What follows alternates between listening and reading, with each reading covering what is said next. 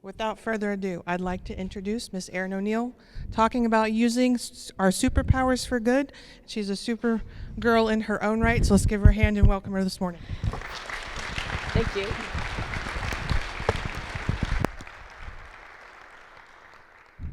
Hello. How is everyone doing? Everyone's doing very Friday, I see. That's okay.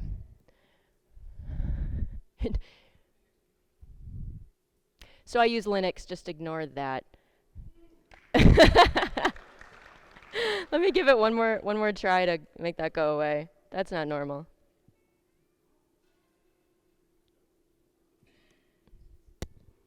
Hey, okay. Hello. Thank you all for being here still. Thank you for getting up at the early hour of 11:30, I think. My time zones are a little off. I know everybody's brains are really full of technical content, which is great because I don't like talking about technical content, so we're totally in the same place. Instead, today I'm going to tell you some stories. And I think there's stories that will illustrate some concepts about the effect that we can have on the world as programmers.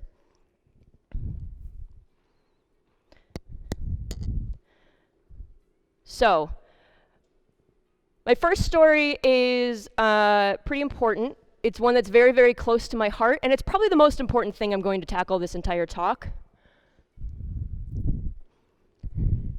Computers hate the Irish. If you don't believe me,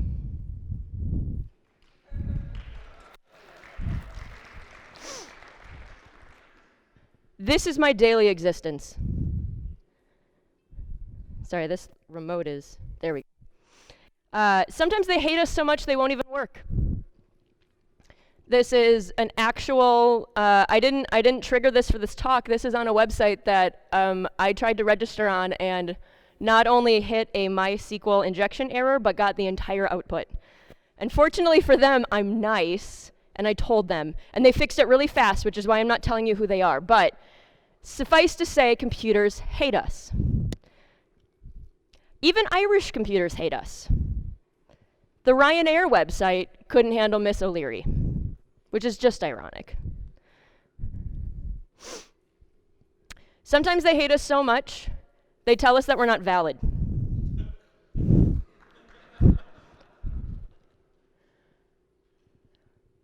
Sometimes you're trying to go to a website and register and you just want to be yourself, and the website says, no, you cannot have any Chinese takeaway. You're not real. Right? So, this is a very silly example, though it is a real and frustrating one, and I guarantee you I have never launched a website that couldn't handle my last name. But what it does is it shows us the ways in which what is just a silly error, something that as developers all of us understand, especially PHP people with add slashes in our very recent history, we understand how this all happens. But it doesn't change the fact that Jeremy felt like this website, in a small way, said that he was not a person. We need to remember that we're not our users. I've never launched a website that couldn't handle an apostrophe in the name field because I type my name into every site. But I have almost definitely launched sites that couldn't handle like Russian characters and Chinese characters, and probably made it difficult or impossible to type in symbols, such as accents over names, which are really, really common in other parts of the world. But we're not our users. In fact, we're not even most people. We're a very specific subset of all of the people in the world. And even if you are the worst paid developer at your company, you are better paid than most of the people in this country. And that's really important to remember. Because we take certain things for granted, like high-speed internet access or laptop access. In 2014, 65% of American adults, either only or primarily accessed the internet on their mobile device. 65%. That is a lot of people who can't see anything but the mobile version of your site or the desktop version of your site in a terrible experience. Those are people who have a hard time uploading files, maybe for a job application. Those are people who have a hard time searching past the first page or so of results because it's just so cumbersome to try to get through the page loads and the scrolling on such a tiny screen and such a bad connection. So that's just one small example, but it's a way that we can see that we're just not quite like the people that we build things for, in some very material and specific ways. Some ways that we could probably write down on a piece of paper and understand, okay, when I build, I will take these into account. And that's cool. But the problem is a bit wider than that. The problem is that not only as developers are we different from the people around us, the problem is that as human beings, we are different from the people at the table with us. We have completely different experiences from the people next to us, across from us, on the other side of the world from us. It's just the human condition. So what do we call something that affects 5% of our users? That's an edge case, right? We only have so much time. We can only put so much effort into fixing every bug and every path through our software. We can't do everything. But something that affects 5% of people, that's diabetes. That's a lot of things. That's humanness. That's just being a person.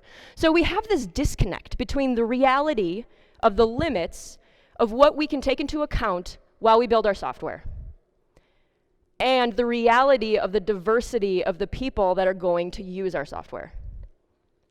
And this, I fully acknowledge, is a hard problem for all definitions of that possible sentence. But it doesn't mean that we're off the hook. So my stories today are gonna, I hope, give you a sense of empathy, a sense of very real situations that feel like edge cases when you're designing, but are very, very real things when they happen to the real people that use our software. And I'm gonna be straight up, some of these stories are actually kind of difficult, and I don't know entirely if I can make it through one of them on stage, because I've never tried before, but we'll see.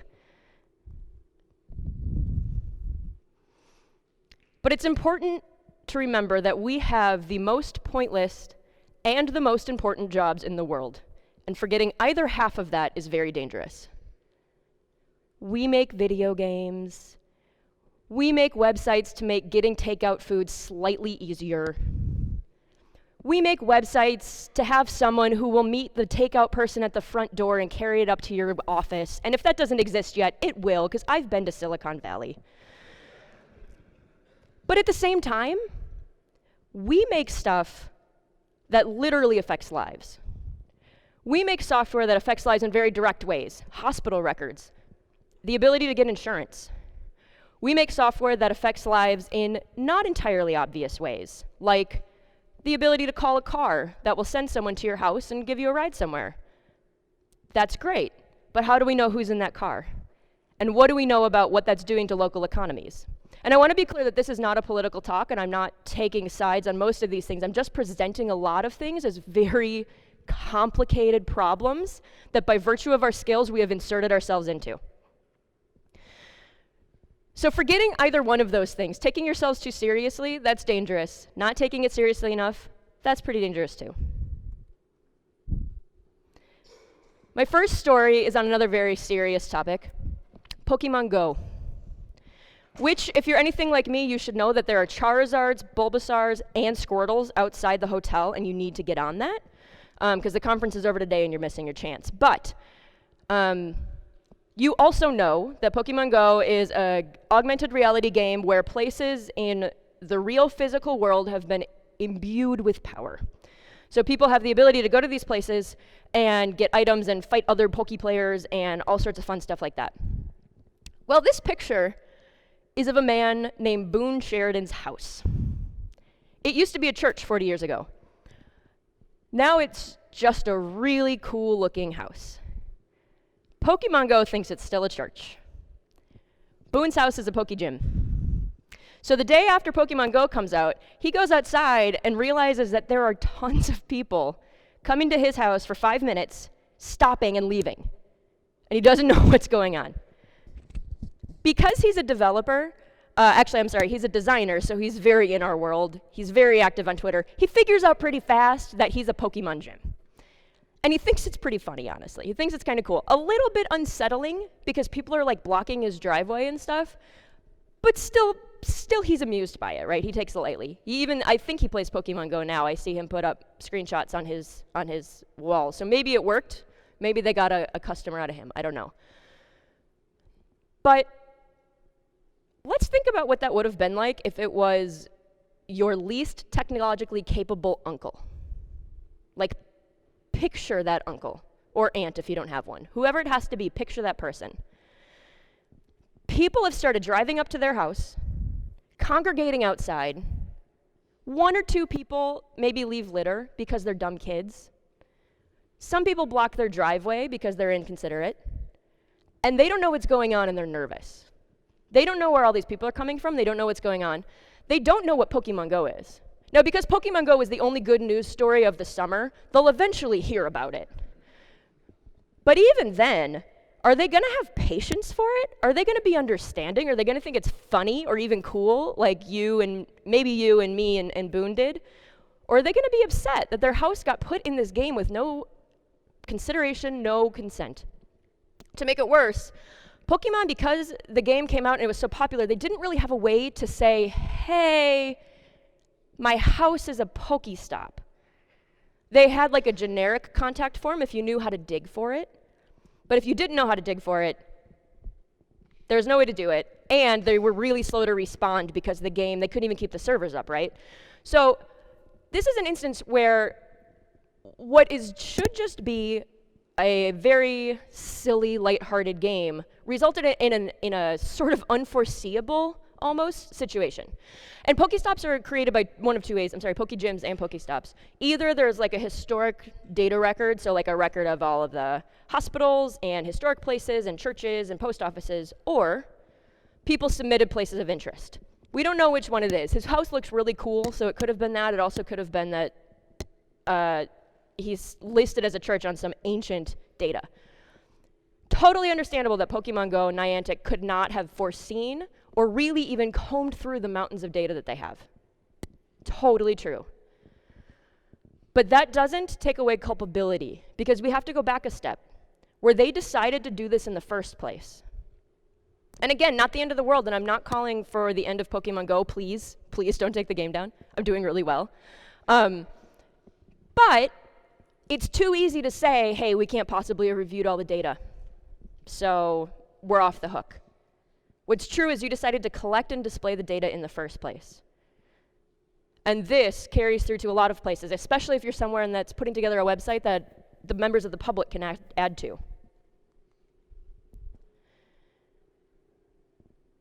This story's a little harder.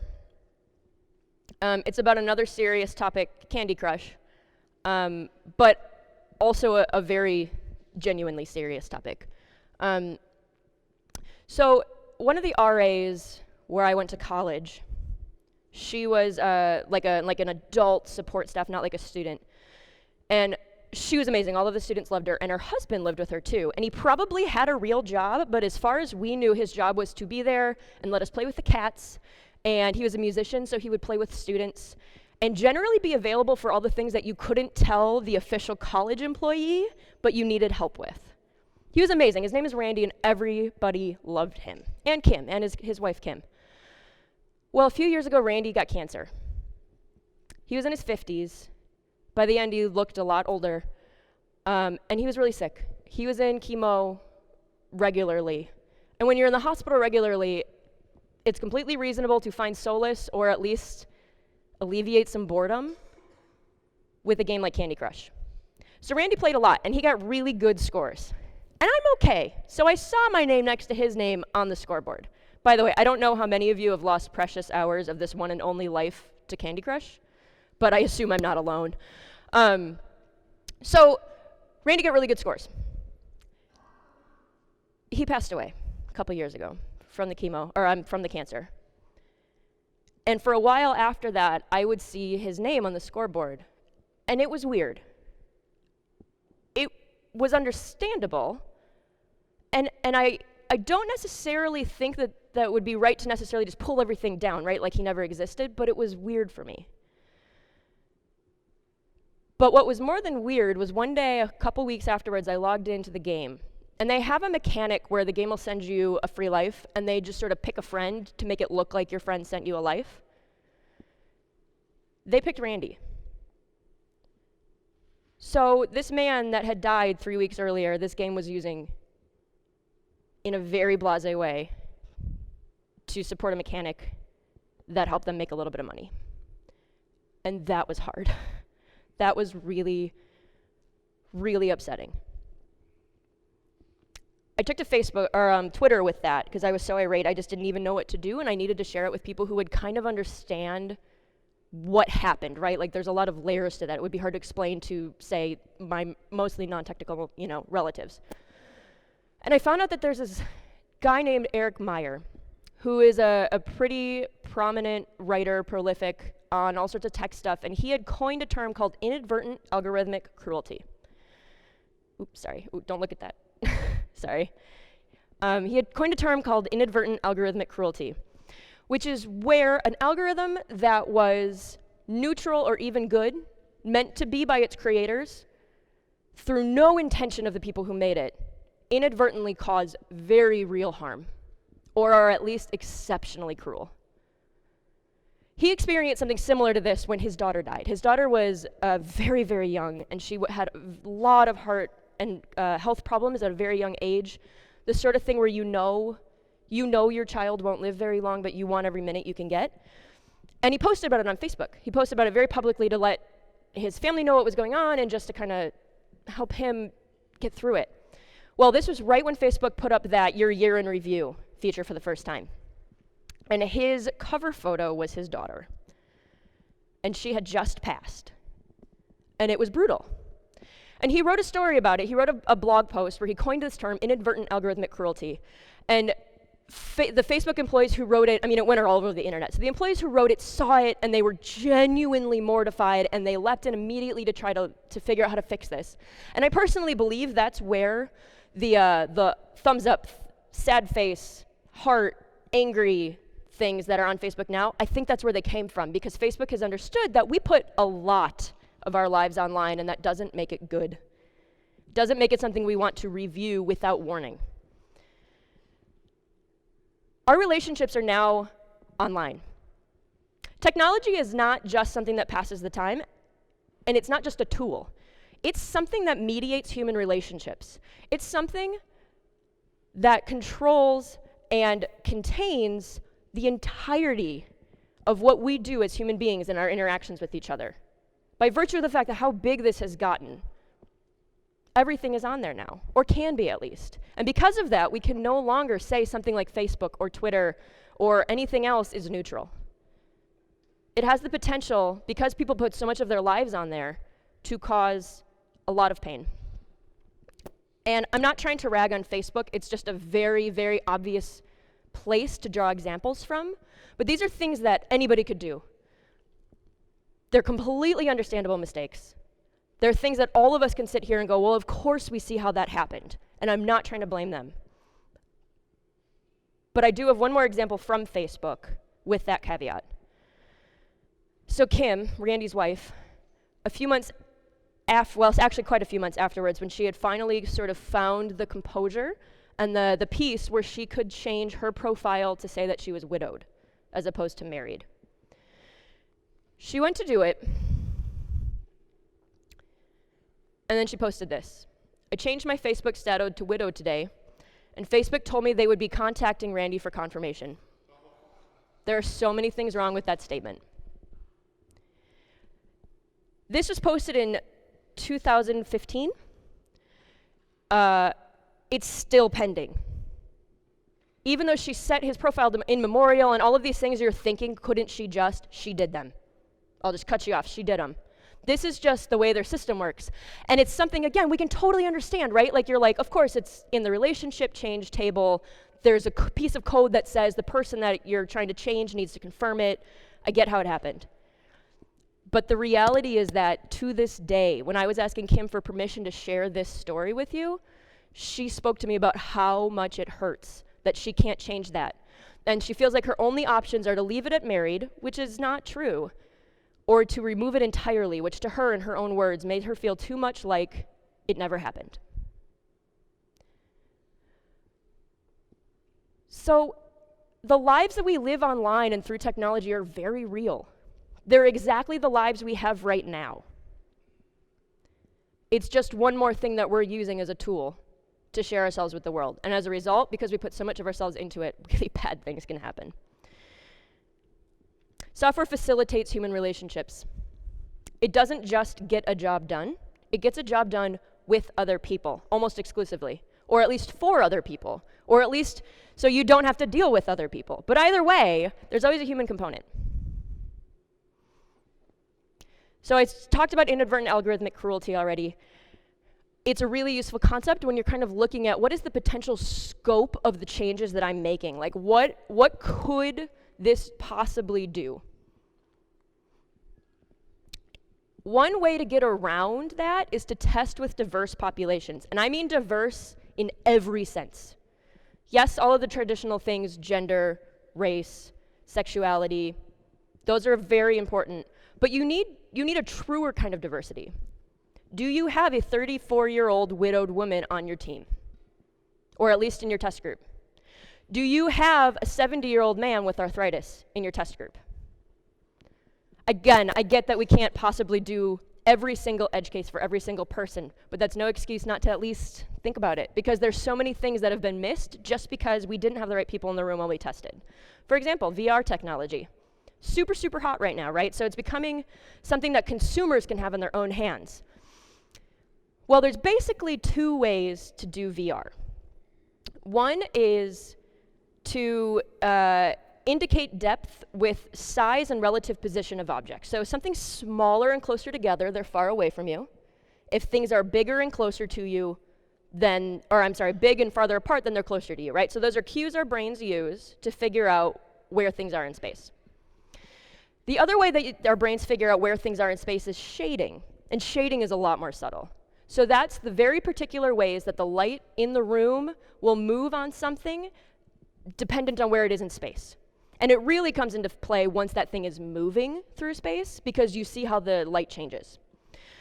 So when VR first kind of got into consumer hands, so like Google Cardboard, you could put your phone in a silly mask and then like see the world. It turned out that people with two X chromosomes, so basically women, got really sick. Like a lot of nausea. And all populations reported some, but there was way more in that population.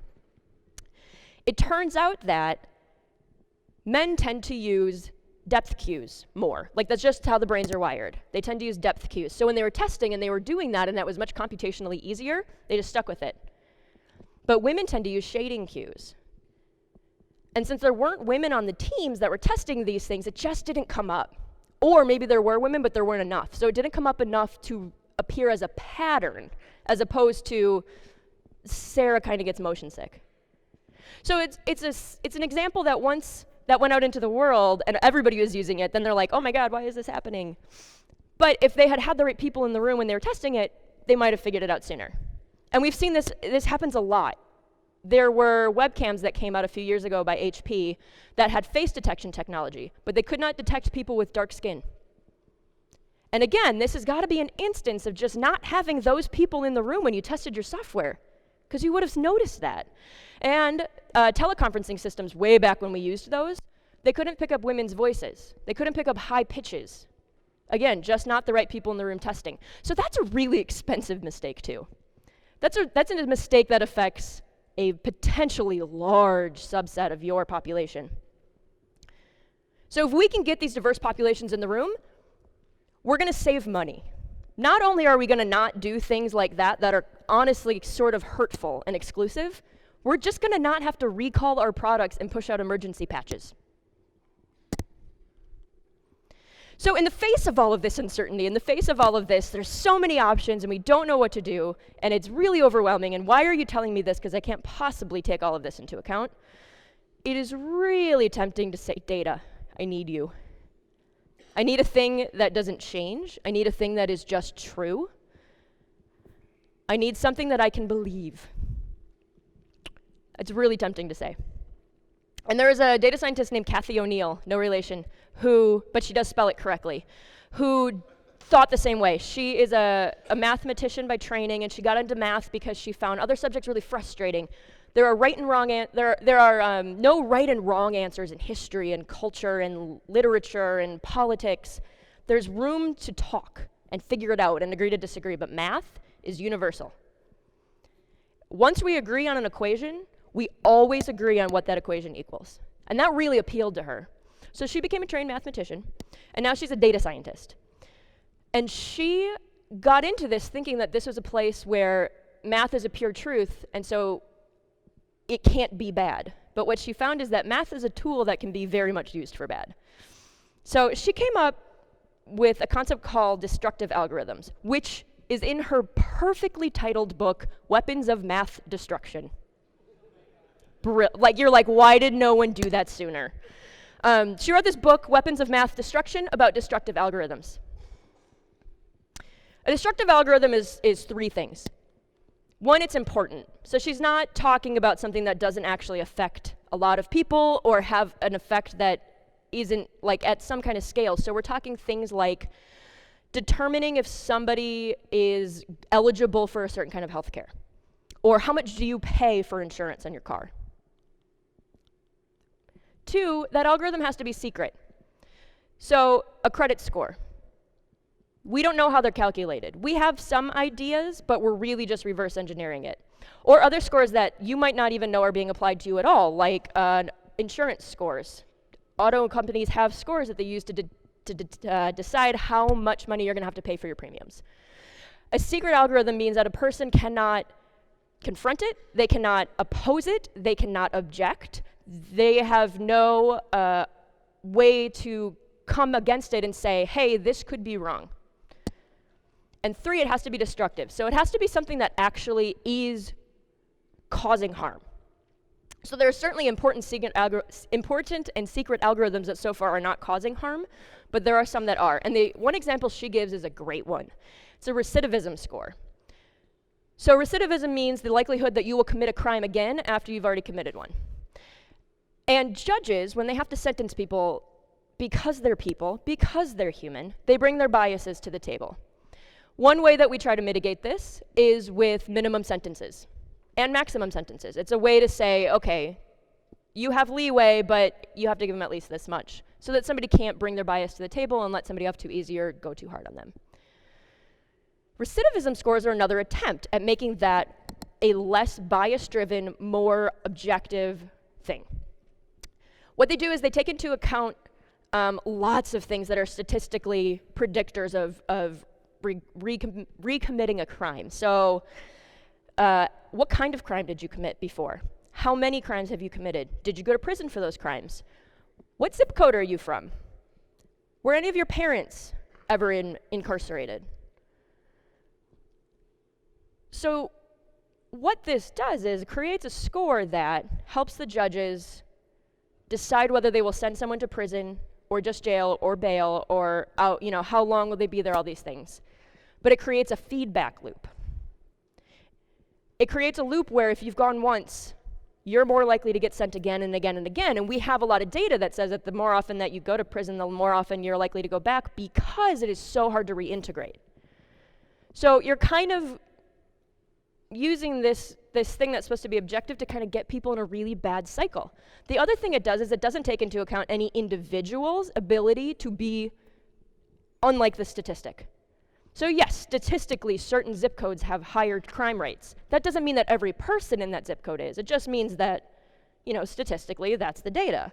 But when you start using an algorithm like that this person can't even object to, you're lumping them in and you're not giving them a fair shot.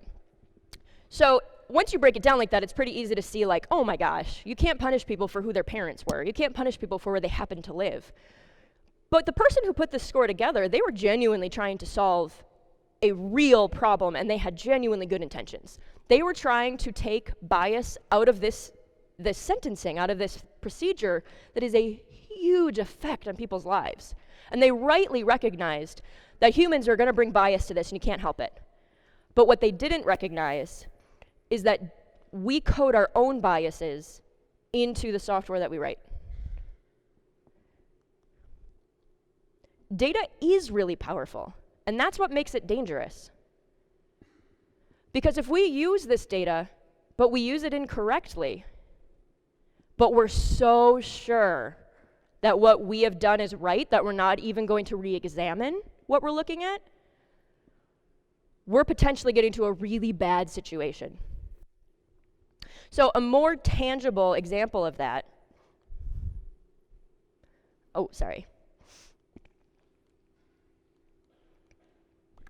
The more tangible example, again, not to harp on Facebook, it's just such a good one, is the newsfeed. Facebook has put out research themselves saying, confirming what we all intuitively knew, the more you click on a kind of content, the more of that kind of content you're going to see. They also put out findings saying that people don't scroll down. So the first 2 or 3 stories you see in your newsfeed are dramatically more likely to be interacted with. So this creates a loop where you're not seeing certain kinds of content because you have in the past chosen to see the opposite kind of content, right? So you click on something, it makes you more likely to see that thing again. The algorithm goes, hey, you like that, I'll show you more. That becomes your first 3 things. Because people are so unlikely to scroll and see more content, they click on those, and it just keeps reinforcing it. And so the people looking at the data can very clearly and easily say, yeah, we're totally doing it right. We're totally giving people what they want to see. But it's not taking into account the cognitive biases we have as users to not scroll, to not really want to read anything that doesn't make us feel good and related to, and confirm what we already know. And it does meet a need for Facebook in that they get more money, right? And that's their goal. But looking at the past election, for example, it matters a lot what kind of content we are having access to. And that is an entire other talk, so I'm not going to get into it, but I'm sure you can all see that this is more than just, hey, I like puppies, show me more puppies. Because in fact, after the election, I was one of those people who just didn't see it coming, and so I went to Facebook to try and find content that I didn't agree with, because I wanted to know what I missed. I wanted to see what was happening that I didn't get. And I couldn't. I know I follow people who I don't agree with. I know I do. I follow 1,000, I'm friends with over 1,000 people on Facebook, and a lot of them are from where I came from, which is a little bit more conservative than I am personally. And with short of going to their profile specifically, thinking of them, searching their name, and scrolling down, I couldn't figure out how to get Facebook to show me anything it didn't think I already wanted to see. It's kind of a problem. So, doom and gloom. What can we do? I do have some specific ideas. They're not going to solve all of this stuff. There is no silver bullet. But let me give you some ideas that you can take back with you to try and figure out how we, with this ridiculous, undeserved power, can make the world a little bit better. 1, super simple one, make it easy for people to contact you. I get why a site like Facebook or Twitter or Google as a company can't just let every single human in the world try to email them. But on the other hand, if there were an easy way for Boone to say, I live in a church, it's my house, you have to take it off, it might have been solved simpler. If there was a way for Kim to say, my husband's dead, he can't confirm it, that they would hear, because she's tried, but it's not working, you know? If there were a way for people to contact and just say, look, I know you couldn't take every single thing into account, that's why we have bugs. That's why my name throws SQL injection errors. But let me tell you about what happened. We could humanize our software a lot faster. Instead of having people think they don't care about what just happened, or it wouldn't have happened, they might start to think they didn't mean to do it, and I would like to help them make it better. 2, said this before, but it really bears repeating. Please test with diverse groups of people. We cannot assume that we don't have bias. There's a concept in design called value-sensitive design that UX people, designers, that kind of side of the world, behavioral scientists, they're super into it. And it, in a nutshell, means designing things and taking your own biases into account when you do it. or at least trying really hard to. And they have specific tools that I'm not going to get into now, but it's a great thing to Google. They have frameworks that they've developed. People with PhDs have figured out some ways to try to mitigate this. But the most important tenet of value-sensitive design is not assuming that you don't have bias. It can hurt to have bias. Like, it hurts to have someone say, you didn't take me into account. You didn't see me. Because we kind of hear it as you're a bad person, but it's not true, because as programmers and as like slightly science-minded people, we should be super pumped when someone tells us that they've identified a bias we have, because that's more data, and so we can make better decisions. So just like Kathy O'Neill wanting math to just be a true, pure thing, and if someone tells you you're wrong, you thank them, because you're going to make your proof better. You're going to make your argument better. We should really see the same thing when somebody says, hey, this software doesn't meet me where I'm at. This software doesn't take me into account. This software makes me feel like I'm not a person, and all I wanted to do was order some Chinese food. That's good information. You may not be able to act on it. We have finite budgets. We have finite amounts of time that we can put into things, and we have realities of having to make money to live to make more software. But we can still hear that data as usefully as we hear data about how fast is our page loading, and do we have good SEO rankings, and are our analytics working, and are there security bugs and security holes? We can hear that information with the same level of, oh my God, thank you. I will get on it. Question your assumptions. And once you've questioned them, question them a little bit more. Because the truth of an assumption is that you don't know that you made it. So just come with a mindset of being willing to reevaluate. If when you design, you're kind of a persona person, I'm not necessarily saying you should be or shouldn't be, but if that's a thing you do, make them really different from you. Make them substantially different from you, and really flesh out how far you go into it. Not just Bob is a 45-year-old man who works in accounting and has to accomplish this task, but Bob is a 45-year-old man who works in accounting. He's divorced, but he takes care of his 2 kids, and so he doesn't have a lot of time, and he's a little bit stressed. And when he goes home at night, it's really important that he can get dinner on the table really fast. And so you can kind of go into these things that affect the software we make in a way that is like really deep and not as superficial as Bob needs to accomplish this, right? It won't come into play on every single feature you plan, but the ones that it does, you're gonna make Bob's life much nicer. 5, volunteer your time to help diverse voices get involved. Because ultimately, it's not really realistic to say that we're gonna just remember to account for everything. The most powerful thing is just to have those other people in the room with us.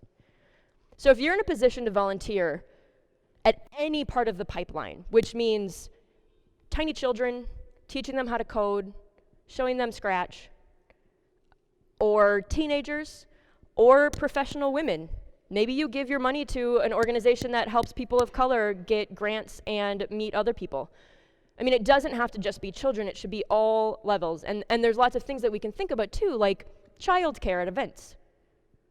Things that keep people from coming here that are very present problems in the world, but maybe not as visible in our space. Think about donating your time to try to alleviate a little bit, to make it easier for those people to come to our events and come to our community and be part of the software that we build.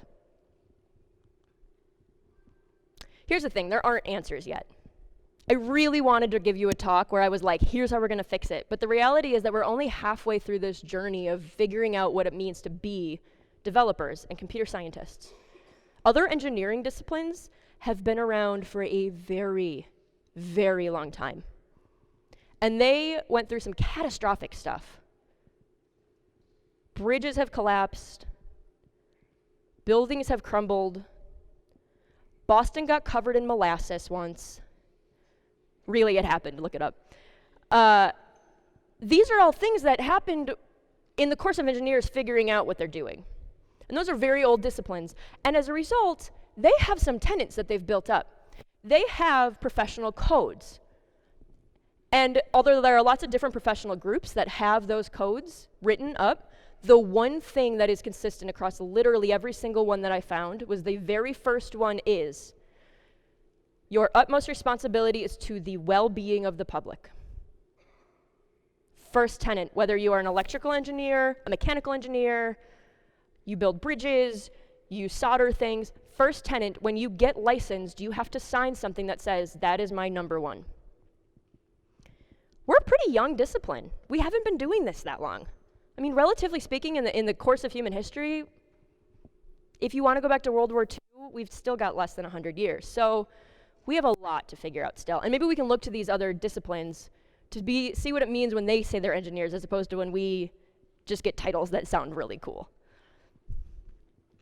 So there aren't answers yet. We're only halfway through this journey, but you're pretty smart. That's why you're here. That's why you do this job for a living. We can be part of the conversation to figure this out. I don't know the answers, but I'm really glad that Boone Sheridan is posting things on his Twitter wall saying, I don't know how to solve Pokemon Go, but dude, this happened to me.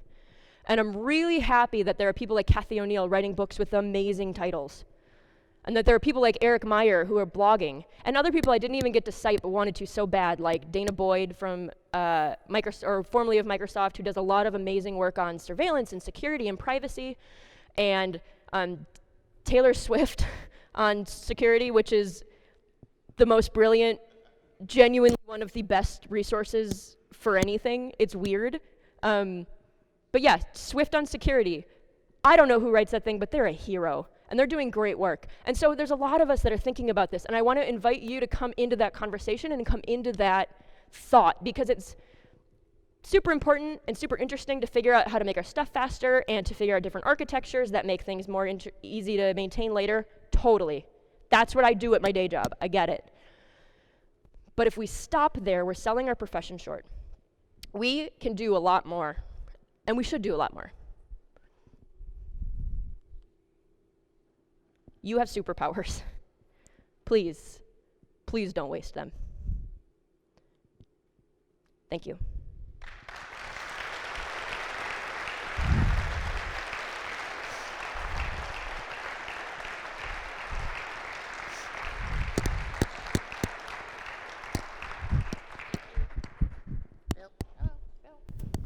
Thank you, Erin. That was very inspirational. Thank you.